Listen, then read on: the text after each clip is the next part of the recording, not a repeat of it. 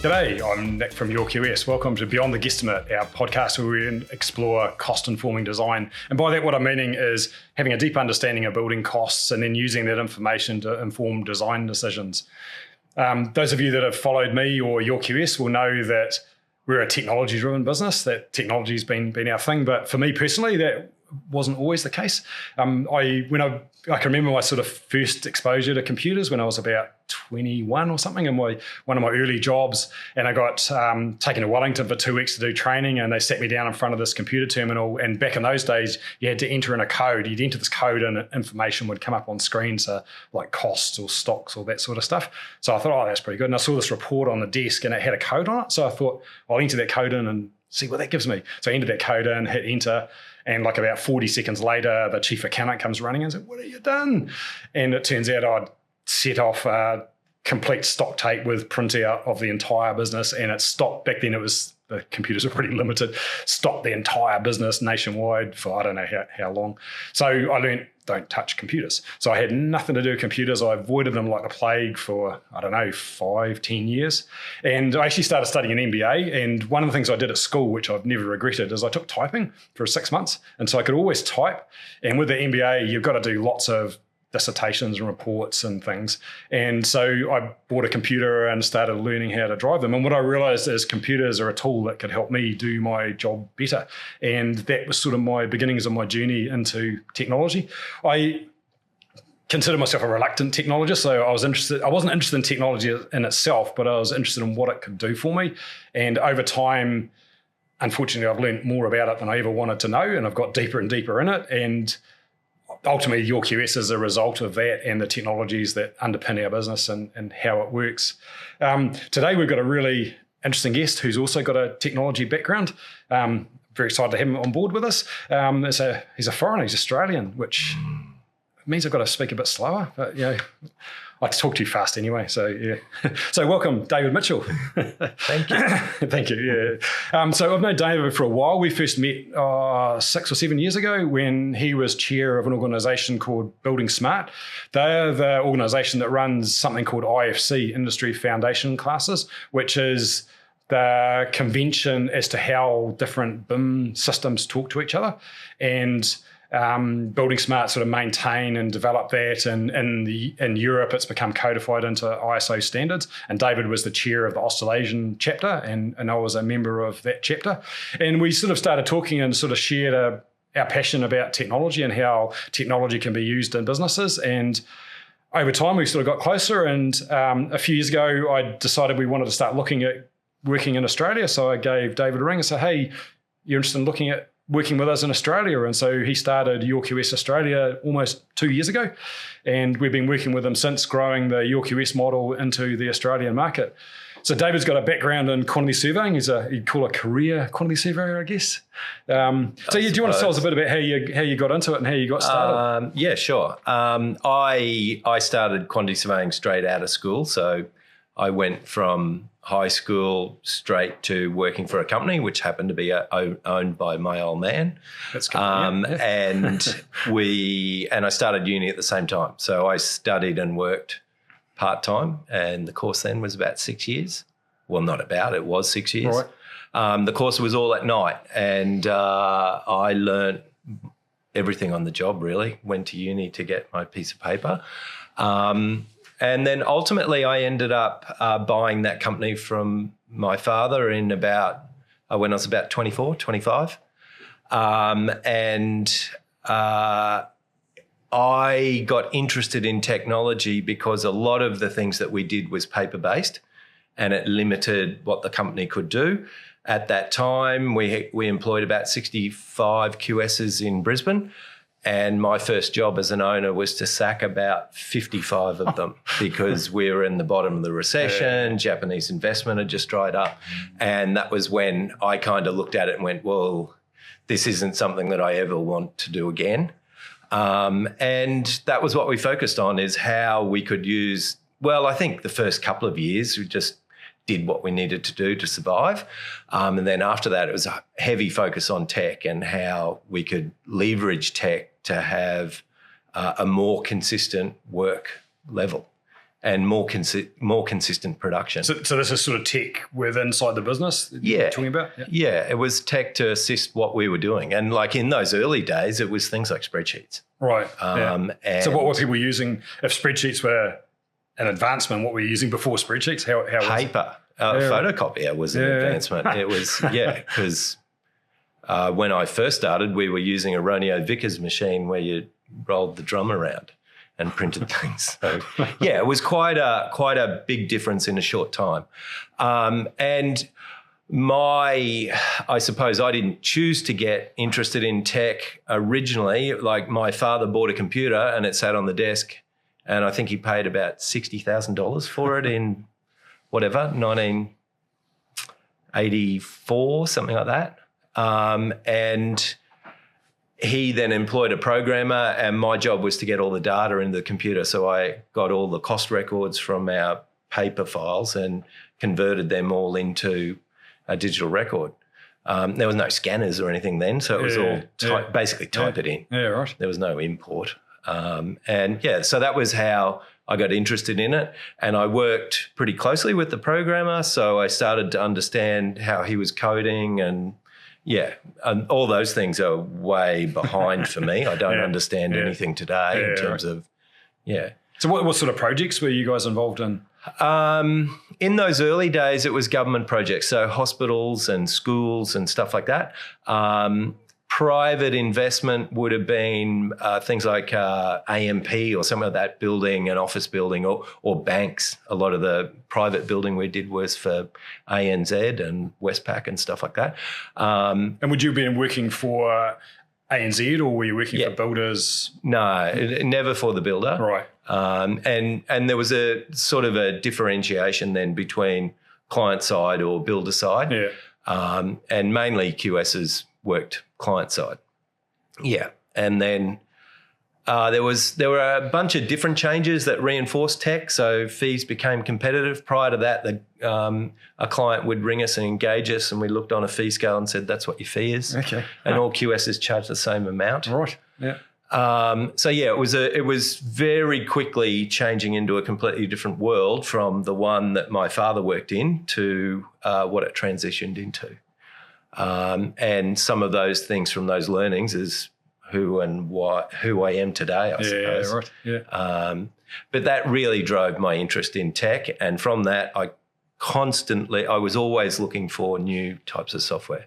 So you started with this. So you said the first sort of bit tech was Excel spreadsheets. So what sort of things were you well, there was a piece of software that came along that was called BuildSoft. I wasn't a real big fan because it was a spreadsheet. Yeah. And there were other pieces of software, but really we started mucking around with AutoCAD and seeing what measurements we could take from AutoCAD and then convert to a spreadsheet. And that was, some things were good, but dealing with vertical elements was hard. That was like the introduction to 3D. It was just a simple and obvious choice. So you were pretty early involved in BIM, and quite a big promoter of BIM. And I guess like me back in those days, we were doing lots of presentations about what BIM was going to do for us. Well, so my interest was 3D, and so I guess it would have been pre-BIM. We're actually talking now. Yeah. I can't remember when Autodesk bought Revit. It was around about 2003 or something like that. Yeah. And I had just moved to a product called Costex, and it was an on-screen 2D takeoff type system. It was, game-changing in its day. It didn't have any 3D applications at the moment, but through Costex and the contacts that I had in the AutoCAD world, I started to learn about 3D and how our whole QS company got trained in Revit at that time, because my thinking was, well, if we could model, then we could cost, right? And it's kind of that was my attraction to YourQS, is that it was model and you're turning out costs. Different way of getting there, but so it wasn't so much BIM, it was more 3D that I was interested in. Yeah. And then as time went on, I saw that BIM could have been a differentiator for us. In terms of productivity for the QS firm, it was just phenomenal. Rather than, to do large government projects, we had to have a staff of about 65. With these kind of tools, we could get by with 20. Right. We had far more than that, but we could do the same work with 20 easy, probably less. And as we got more and more skilled with BIM, it was even more efficient. Yeah. And so through your involvement with, you've been on various BIM committees and the like. Yep. Back in the day when it was sort of growing. So was that what sort of got you involved in that, and sort of what were you looking to try and achieve? Improving the industry. So it was more about, this makes perfect sense for industry if it could make improvements for how we contract, how we do all sorts of things. So it was more that attraction for me, and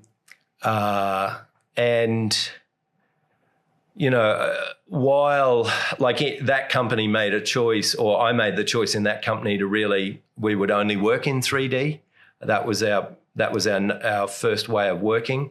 We'd have to do some things in 2D, but it was all about 3D. And BIM projects were ones that would have a lot of 3D. So there was an attraction to that. But having said that, there were very few projects that were actual, real BIM projects, I suppose, in that Building Smart would call it. And Building Smart is like a voluntary organisation, right? Like, it's not a business. It's more advocating for information exchange. Yeah. And so when you were talking with, because I guess you were working for clients, how you were having to then convince them this 3D thing was the way to go? No, we did it anyway. So and we started briefing them in 3D. So rather than send them a letter or a PDF report, we would go into their office and present the costs on screen, from a projector. Right. And that was all what it was about, because a lot of a thing that was missing was that estimating was kind of a secret sauce. And it was, people kept their measurement close to their chest in the QS world, and that was part of the problem, because you didn't have a lot of discussions about cost. Whereas if you started looking at costs in a 3D kind of perspective, and showing pictures and then explaining how much certain things cost, we then had really strong conversations with our clients about, and I reckon we ended up with better buildings because of it. Right. Because they knew, or they started to get a sense of where their money was going. Yeah. It wasn't 100% transparent, but it was early steps, and that was mid to, that was in the 2000s. Right. 2007, 2008. To me, it was just a no-brainer. Yeah. And so were you, that back in those days, were you basically creating the 3D models off drawings that were supplied from others, or you were... we were using other people's models. Okay. Yeah, so it'd be an export from Revit, or we were working with Graphisoft products as well, but it was more difficult. But the Autodesk products were the easiest ones for us to work with. Right. And Costex enabled that. Yeah. And then nowadays there's all sorts of different tools. And so that's sort of how you were doing the QSing part of it. You're starting to use these 3D technologies. What about within the business itself? How is technology affecting that? So as a business grows in size, or obviously if you're using a good technology for doing the estimating bit of it, what about actually operating the business? Were there things you were doing there as well? Yeah, well, initially it was about winning our weekends back. If we had work, we'd work all weekend. My partner and I at that time, we had a couple of rules, but one of them was to get our weekends back, and it was successful for that, because we could do a lot more in a day. So it wasn't. It had business benefits, but it also had a lot of people benefits. The other thing was it was a strong attractor for new talent, because young QSs were pretty interested in working with an organisation where they'd be using the latest technology. I was going to touch on that, sort of how difficult it was with basically doing new things, how difficult was it to get people with the right sort of skills or get them we up had to speed? train them in-house. There wasn't any choice, you couldn't. But we also, like that, the company at that time, it was called Mitchell Brandman. So we would actually provide lecturers to different universities as well, run courses and things like that. And that was another thing where it was kind of a giving back, volunteering type thing. And I still do that today. Right. Yeah. So you're still lecturing? Yeah, I lecture at Bond Uni on the coast in estimating techs. Right. Yeah. So in terms of the business itself, then there's obviously a big service business. You're looking to sell hours. How did you manage, and obviously as you get to a business of that sort of size, how did you keep track of what your budgets were, what the costs were, sort of managing profitability of I guess the operations of the business? Yeah, so again, these were things that we transitioned from what was the old business, the traditional business, into a more modern business. The old man didn't track costs at all or time or anything like that. So a really early implementation was just tracking time. Right. There weren't pieces of software around that did that. So our programmer I had that fellow's name was Geza. I had him write a program for us. And basically our logic was not to be software developers, but it was to build tools that we needed that helped us do our job better or more efficiently or, more consistently. And then when a tool became available in the marketplace, we'd decommission what we were doing, buy that, and someone else would maintain it. And we kind of did that through a whole pile of different software iterations. The software that we ended up going with was time tracking software that lawyers used. All right. Because it was the best one for our application. Because the other choices were like going to SAP systems, which were just way too big and clunky and expensive. And at that time, the office was probably about 80 or that kind of number of people. Initially, the challenge was we got solid and we had a strong workload and things were going well and things were looking up. And then it was about, how do we get through this barrier of 20 people, And once we went through that, then we really quickly, we were like 80 or 90 people. And it was like, how do we get through 100? And what kind of systems do we need to support us to do these things? And so how did that go as a business? Do you think your business was better at 20 or was it better at 100 or somewhere in between? Or not at all and back to one? Can I not answer? Look, there's a whole pile of different things. So I always found, growing an organization and keeping sort of strictly to your initial kind of not so much rules, but ways of being. Was really a strong thing for me. And as you get bigger and bigger, that becomes more difficult to manage. And there's compromise, and there's a whole pile of things that come from it. I'm always intrigued by extremely large companies and how they manage to do it. Because presumably when you were Brisbane based, it was just the one branch, but I understand you ended up with a number of offices around Aussie. So how did it go trying to replicate that culture and the processes and so on as you established more offices around? Tech was a challenge for a start because the internet wasn't that good. So there were two things happening. One was the computers weren't great. So we're talking back. And this is 2000s, even 2010 kind of thing. The internet connectivity between Brisbane and Sydney was a problem, and Sydney and Perth, or Brisbane and Perth, was a problem.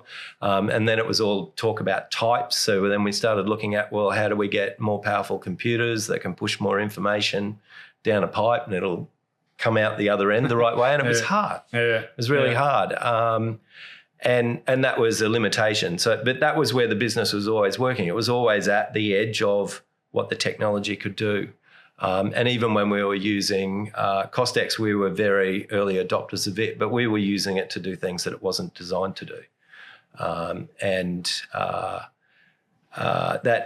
was that was where the interest was. So that's from a technology perspective. But what about from a people perspective? The challenge of sort of keeping, particularly if you're pushing the edge so hard, how do you sort of keep your people across a bigger and bigger organisation, sort of not pushing in the wrong directions? Or? We had one of the things that I work towards is having really strong support, even leadership training for everyone within the company. There was a huge number of initiatives that were based around that. And, I learned heaps of things that way. So my technique was always like burn the bridge. Like if we'd just choose to change to a piece of software and that other software would never be used again. And we did it, in the moment. Some of them, because we were on the edge, the software provider would actually come into our office and support us for the change, and they'd be there. And Costex was one of the people that did that. And we did that live in the middle of a job. But I didn't realise that one of our guys, who was a key person, was completely flipped out about it. So while I was like, great, we're moving on to something new, he was like, oh my God, and a lot of fear. And this was something that, I hadn't paid a lot of attention to, but he was actually, he'd maintained old software on the dongles that made it operate, and he was taking it home and running it at home and doing estimating work at home and then bring it back into the office. I didn't learn about that until later, but and that's when we then had to work on things like, so let's move a little bit slower and bring people educate them along the way of what the steps are going to be, and I think that's a really strong point about implementing technology. So I suppose rather than people and behaviours and business and stuff like that, but becoming skilled at implementing tech and transitioning in tech, I think is, a skill that's very much needed into the future.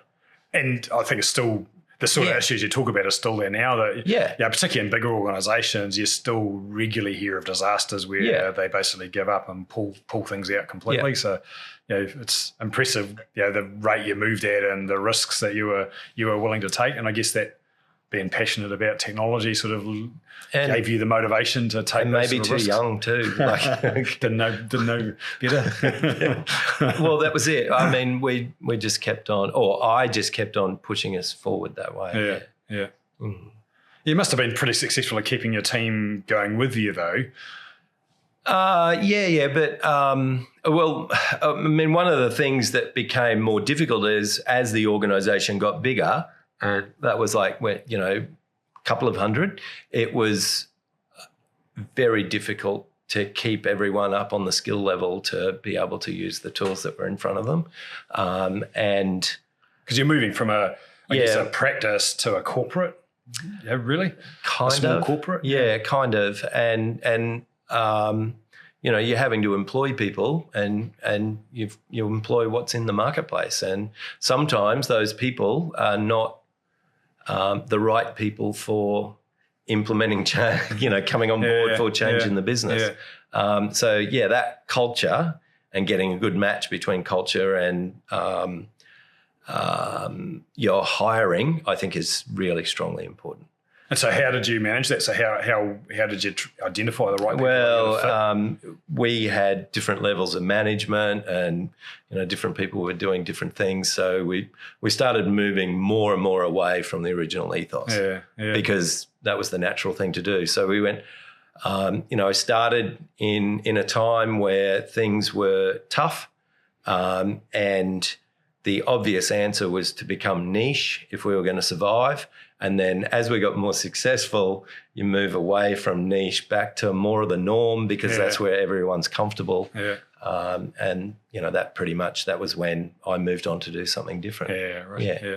So it's a big machine. So how did you keep the machine fed? So how did you keep enough volume of work coming in? Particularly if you're getting to a couple of hundred people, it's... marketing. Yeah. Right. It's just promoting. Yeah. So what was sort of your keys with the marketing? What sort of things did you find worked best for you? Well,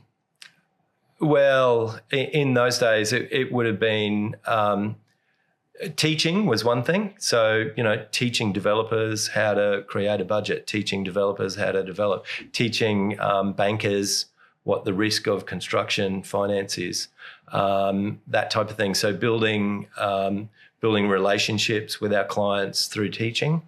And then also promotions, like, face-to-face things and, just lots and lots of that. And was it mainly you doing that, or did you have other people supporting you? There was many people, but right. I did a significant amount of it. Yeah. It must be scary with a machine. Like, we got 12 in our business, and I don't have sleepless nights because I've given up worrying about it. But and we try and keep a 10-day lead time, so it means it's a bit different model to what you're operating. What you were operating with, we're quite a transactional business. So we have smaller projects and lots of them go through. Yeah. And by trying to keep that 10-day lead time, it means we've never got more than 10 days work in front of us. And that gets a bit, used to get when I first started, got a bit nerve-wracking. Now I've sort of managed to get immune to it. Yeah. But you just got to be confident in what you're doing, and it's going to keep coming in.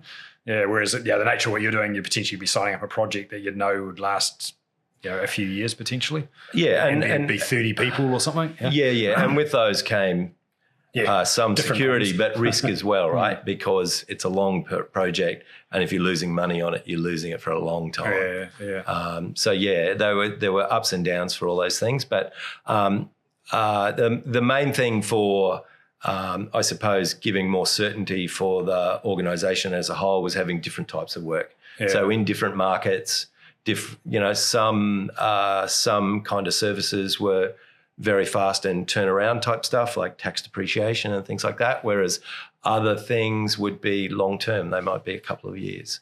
Yeah, so it was getting a mix together for that. And then 3D sat in the middle of it. Yeah, right. So it sounds to me like it. Yeah, I could. There were a lot of moving parts. Sounds like complex. Yeah, there was a lot of moving parts. But I had a lot of really good people around me. So some really strong leaders that had grown up within the organisation. All right. But that was one of the limiting things on growth as well, right? So rather than going out and employ, it was like, well, I'll train someone today for in 5 years' time, 6 years' time. Yeah, right. Yeah. Mm-hmm. Which, I can see is laudable as an intent, but it's obviously a big investment. And if you get to 4.5 years and your competitor poaches them, it's just what happens. Yeah. And I suppose that was something that I didn't get concerned about. Like that's what happens, and people need variety, and some people will move around, and other people, will stay. Yeah. So you talk about making losses on projects, which we will try and avoid doing, but how those sorts of things, how did you go about establishing your fees for it? So ours is relatively simple. We work out our estimate of how long we think it's going to, how many hours we're going to put into it. Yeah. And because they're relatively small, even if we're out by a lot, it's still not a big number. But some of these big projects where they're multi-year, how did you figure out what your fee structure, or how do those sort of things work? It's a world that I've not really been involved in. Yeah. Well, it's not dissimilar to what we do at YourQS. It's more about you have experience in how long different tasks take, and it's just more of them. You're using similar concepts, just in a different way. Okay. Yeah. So it's a bigger calculation. Yeah, right. Mm. And if you get it wrong, it can be a big number. And you can, try to manage the types of projects that you're working on as well, because, some projects are more risky than others, and different sectors are as well. So it's something, for certain in Australia is you get multiple markets running at different speeds. So while, resi is down, mining might be up, and there's kind of three different markets. There's the mining side, there's the infrastructure side, and then there's private/government doing whatever building they're doing.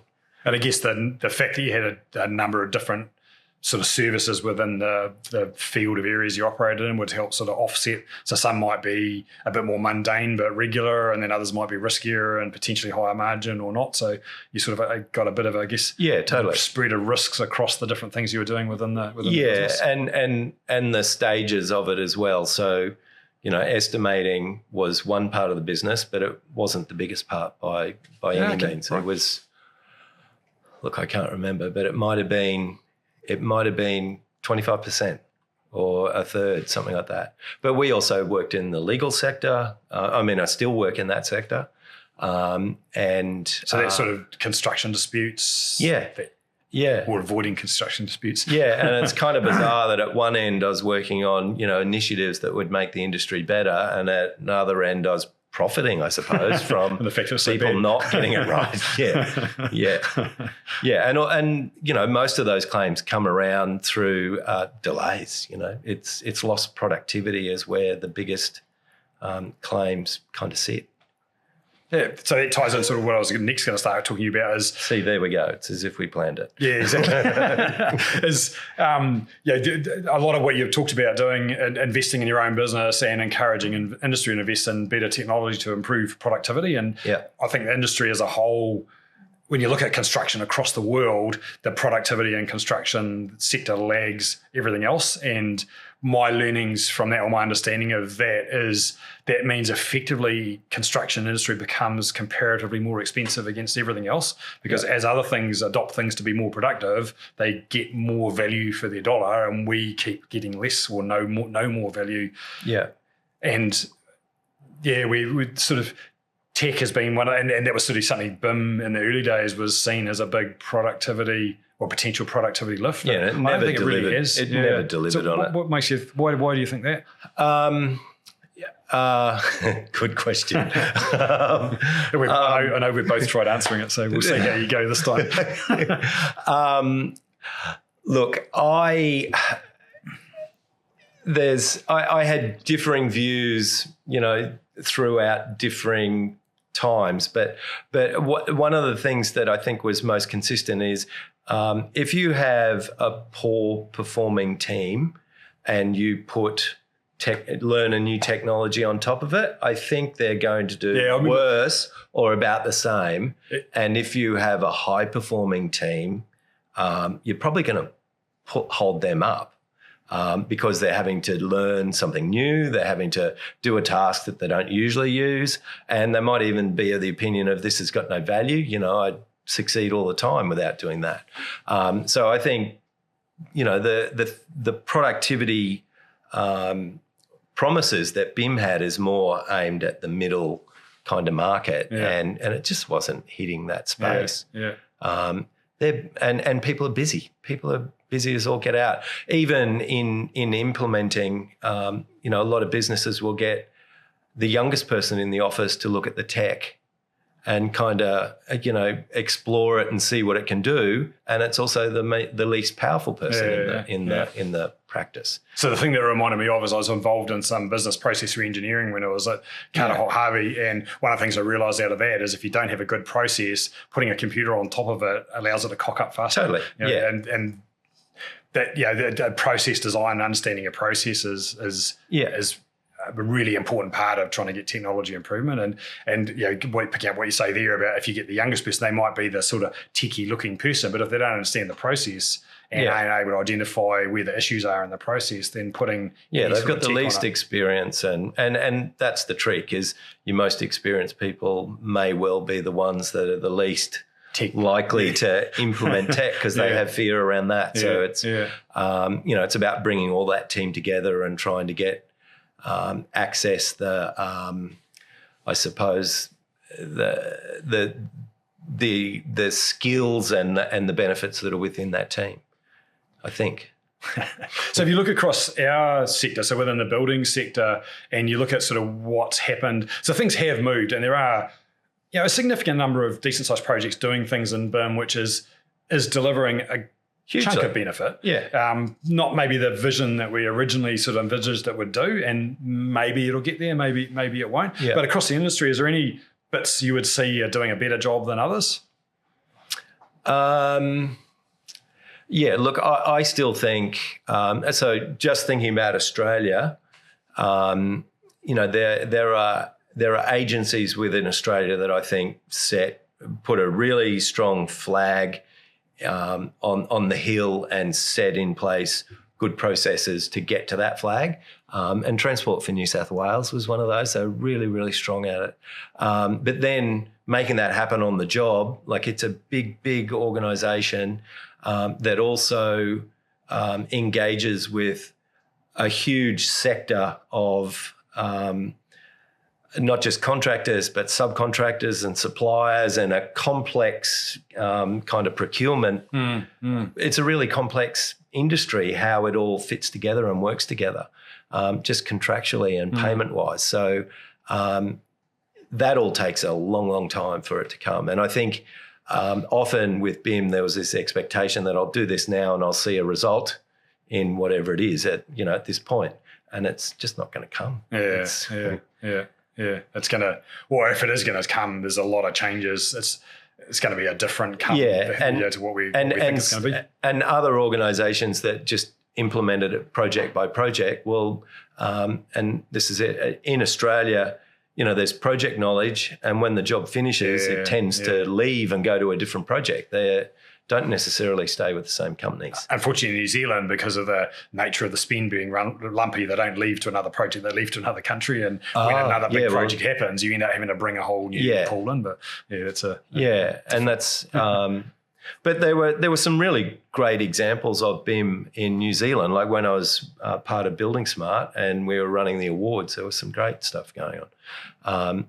But I don't believe that it's delivered that promise of more productivity. I guess we can still hope it's going to. And from a building industry perspective, we've still got to come up with something that's going to improve our productivity. And what that is, I'm not sure. There's obviously a lot of hype around AI. Maybe that'll help. Maybe it won't. I don't. This is it. One of the reasons I'm with YourQS is I don't look at the industry anymore.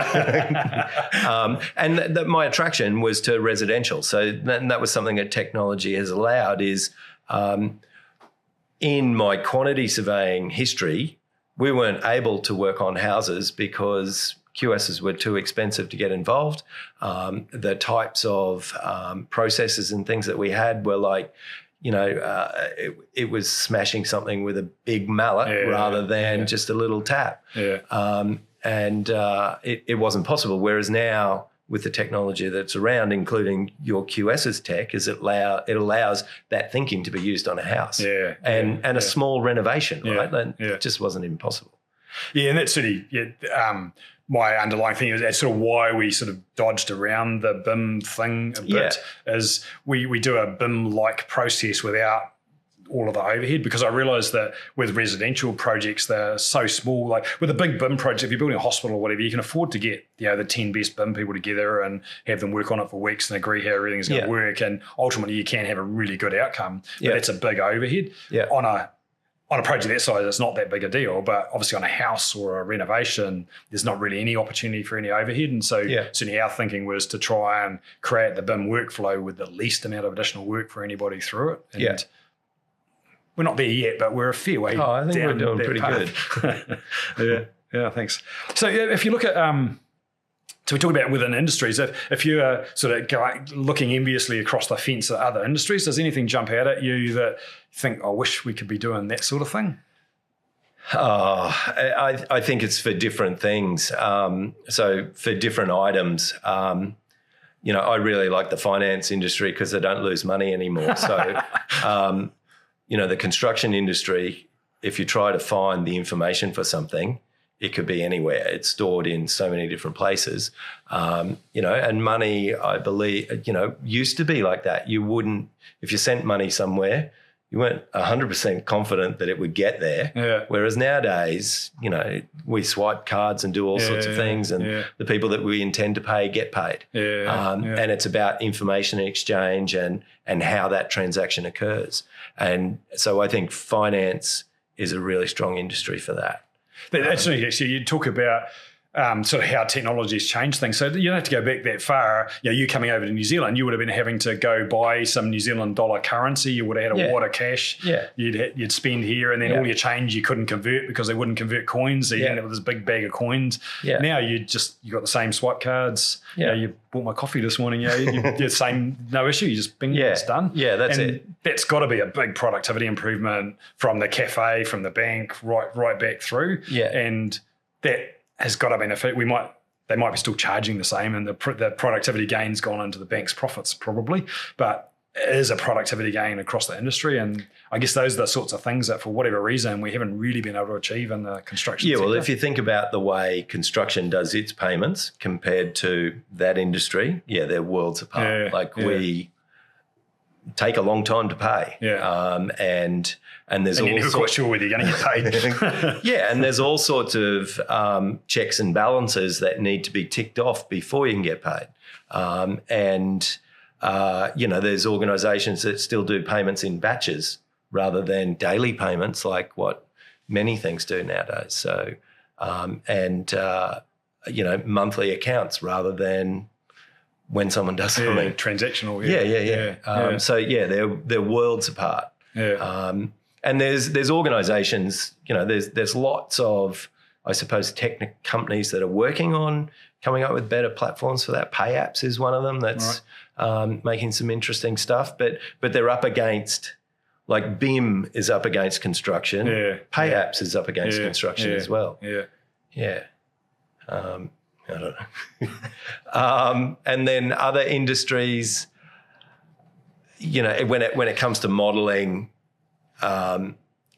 aeronautics and cars, they do it really well. I don't know how they do it, but I've read a little bit about it and thought a bit about it. And I think the reason why, because I've had it a few times where I've sort of pitched to maybe investors or something and said, look, this is what we do. They say, but this industry's been doing that for 30 years. Well, the difference is that if you're producing a car, you are producing 100,000 or a million of them. So again, it's a bit like the big projects. You can afford to spend forever building a 3D model of it and identifying every screw and putting a code against it and identifying every option that you could potentially have. And all you do is push a button and boom, you've got a bill of materials that's completely accurate right down to the code number. But that's the nature of it's very repeatable. The thing with the construction sector is everything's different. You may be using similar materials, but the way it's put together, and I think with varies so dramatically. And then when you get to residential, not only does how it gets built vary a lot, but the people doing it vary a lot every time. So every project, you almost get a different team coming together, and and they're super complicated. Like a house, I think, is one of the most complicated buildings that you can do.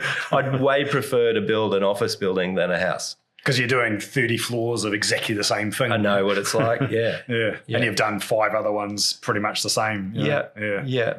And again, they're all different, but it's and they're longer as well. So if something goes amiss, you've got time to make up for it. A house is... and that's the game we're in. And I guess that's sort of part of our thinking behind our technology is trying to handle that variability and give the same sort of efficiencies you get from a BIM workflow that requires a lot of extra work out of something that requires hopefully the least amount of additional work as possible. And I'm actually really pleased with sort of how much progress we've made and so we've got to it. It's awesome. So we spent a couple of days just kicking around things and looking to try and improve how we work together. And when we sort of took YourQS into Australia, we basically took the New Zealand model and said, boom, here it is. And let's hit the road and then figure out where the issues are and what the differences are. So what sort of things jump out at you is that you've sort of seen that's different between how things work here and how things work in Oz? Look, there's different layers to it. So there's environmental things that are different. We have in Australia there's cyclones and bushfires, and the focus in New Zealand is on different termites. Whereas we have earthquakes. This is it. So there's differences that way. Materials are, even suppliers. There's a lot of those that are the same. The construction techniques are reasonably similar. The language is different. We don't have poles. Yeah, yeah. We have posts or stumps. So there's piles. We have piles. Yeah. That's it. Piles, not poles. Yeah. And there's different terms and slightly different language. And then there's differences in the way the market works. So, the types of things that our small builders in Australia might subcontract are different to the types of subcontracts that are formed in NZ in terms of the scopes of them. Yeah. So... Yeah, it was interesting. Same thing. It's keeping the rain off, right? Yeah. And like I say, largely the same sort of building materials. And certainly when our first sort of attitude towards Australia when we were going into it was, we bought the hype that everything's cheaper in Australia. Yeah. And as we started doing it, we found that it's not actually that different. Yeah. Yeah. If anything, a lot of things, labour rates and so on typically are higher in Australia than they are in New Zealand. Oh, totally. Yeah, totally. So I think the big scale builders seem to be able to build masses of houses more cheaply in Australia than they can in New Zealand. But the sort of work we work on, which is more designer builds or renovations, really look quite similar, to be honest. But over time, we've sort of ended up getting probably closer and closer together as we've priced more projects. Well, New Zealand seems to build faster. Okay. I don't know. Well, often when I bounce the construction durations that we've calculated off on Australian Builder, they're like, oh, no, we need another month. Like it's, yeah. I mean, there was a job we were looking at today that had 8 weeks construction time. Like Australia didn't do anything in 8 weeks. I don't think a builder would sign a contract that is that short. Well, thanks, David, for your time today. I really appreciate taking some time out of your busy schedule. I know you're heading off to holiday after this. Is there anything else, any sort of burning issues or anything you want to raise or anything you want to poke at me? Yeah. No, thank you. Well, I'd just say, thanks for getting on board with YourQS and look forward to us jointly growing YourQS into domination of Australia and Aussie. Smash it, mate. Well, thanks, David. So, thanks, everybody, for listening. I'm Nick Clements from YourQS. So if you want a quantity surveyor that really understands New Zealand and now Australia, working with David Mitchell and his team in Aussie, get in touch with YourQS. Thank you.